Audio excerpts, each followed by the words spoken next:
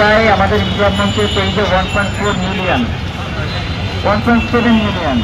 বাকিগুলো হচ্ছে 24কে 25কে, এগুলো হচ্ছে ওরা সেই চাইডি খুঁজছে। তো এখন ওরা যদি এখান থেকে টাকা পেয়ে আপনাদেরকে দিবেন, আপনাদের যদি সচেতন হওয়া লাগবে না? আমরা কেউ এগুলো কেন বারবার বলি? আমরা যদি টাকা উঠতাম, এখন এক মিনিটে গেলে সম্ভব না। কিন্তু টাকা দিয়ে আপনাদের মন্দিরে যাচ্ছে, ইনসাফের লড়াই করছে, কিন্তু সচেতন লড়াই করছে।